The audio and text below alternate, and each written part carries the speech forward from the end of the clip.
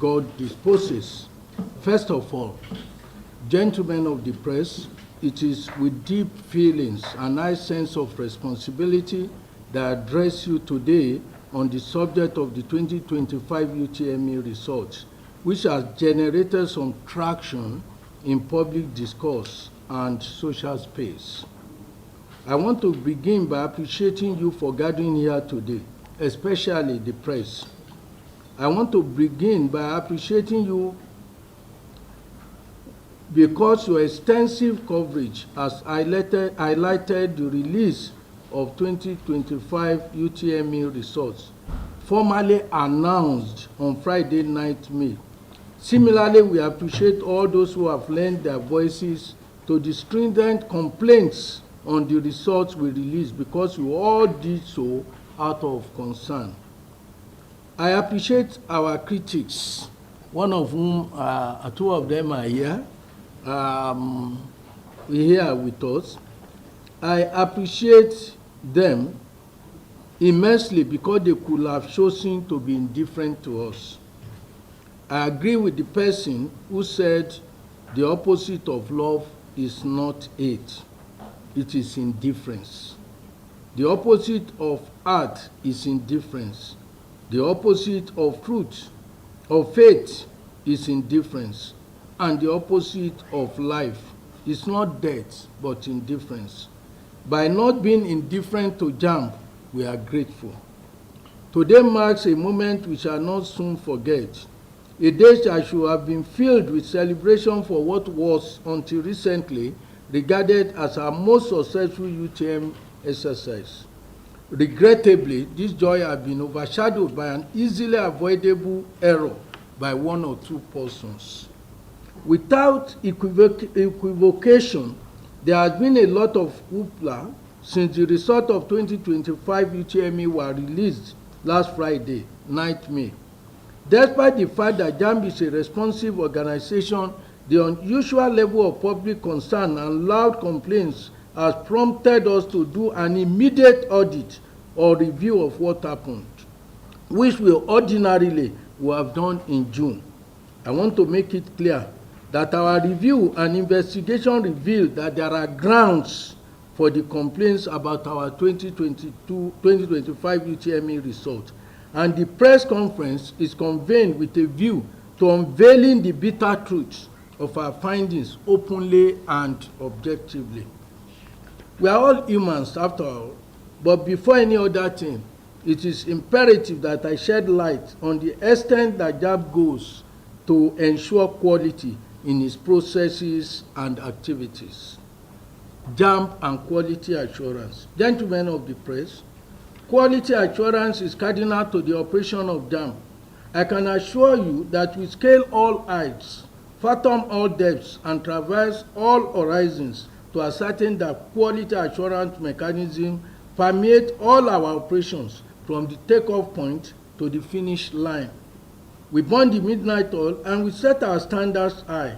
This is why we have guidelines, checklists, and protocols guiding our activities, right from the time of registration to the point of monitoring and supervision to the processing of results. As we know, we cannot clap with our sole hand as a single entity. We have several committees in place that are part of our quality assurance system. There are peace monitors of 41 women of substance who are all former principal officers of Nigerian universities. We have the chief external examiners for every state who are vice chancellors, rectors, and provosts themselves. In each state, we also have chief technical advisor, a reputable professor who is an expert in computing and cyber security. We have peace monitors, civil society group, equal opportunity, the general monitors, high power opinion leaders, and technical advisor group, and virtues vanguard. All of these groups play a critical role and complement our staff in ensuring quality and troubleshooting challenges. Furthermore, we also have an in-house consultant and expert in software development and cybersecurity. Besides, we have introduced mock examinations since 2017 as primarily a quality assurance measure to test our system and intervene where necessary prior to the time of our examination. Knowing the nature of technology, our technical officers annually take tests before the successful ones are deployed to the field, so that no point will incompetence set in. All our examination officials are profiled with their needs to ensure efficiency and accountability. We also have a robust system of in-house electronic testing experts led by a renowned professor of software engineering. We deploy our system to the use of high-profile organizations within and outside Nigeria as part of the broader strategy of ensuring that everything works well when we need it to work. As part of our preparation for this year, we updated our system from form-based to the single item-based examination, the latter of which is the in thing presently internationally. We simulated this system, streamlined our Autobot and Auto system, and still went ahead to develop our own Jamb test, a software innovated in-house by a small team led by our own staff, Utme. We improved on the examination system, simulated everything end to end before the examination, and we thought everything was perfect. All the layers, including using dummies, were deployed this year, but despite that, an error happened. It is a classical manifestation of the axiom that man proposes but God disposes, between card and lag. Let me disclose part of how we operate in Jamb for the first time in public. Conscious of the fault lines of Nigeria, where if you say north, south, north, south, all this division, we use two operational vehicles to traverse Nigeria under the code name card and lag. Card vehicle contains the northern states, all the states in northern Nigeria, excluding Kano, Katsina, Jigawa, Niger, Kogi, and FCT, but it includes 6 south states. The lag vehicle, on the other hand, consists of southern states, excluding the 6 south states, but it includes Kano, Katsina, Jigawa, Niger, Kogi, and FCT. These vehicles are deployed to serve Nigeria as a whole, the south being part of the north and the north being part of the south, so there is no distinction north or south. We have gone into this to explain that we have two machines that we use, and it's not north-south, it's mixture, where you have 6 southern states in the south joining the north, removing 6 from the north, core north, and adding to the south, so that they will not be divided along our fault lines. After the mock examination this year, we review our lag machine, which includes southwest and southeast states, as earlier indicated, the card and the card examination engines. We realized that the lag category, that's the one I told you, is from the south, so it's likely the south, but including Kano, Katsina, Jigawa, and other 3 states of the north. We realized that this lag machine, the options of the item of our examination were not shuffled. That is, the answer to this question is A, it would say as A for every student, which was not part of what we used to do. What is A, option A to you, will be B somewhere, it will be C to some other, but this one just stagnated. We insisted that the shuffling must be effected so that everything can be won. After this was done, we tested the update as usual, and we were satisfied.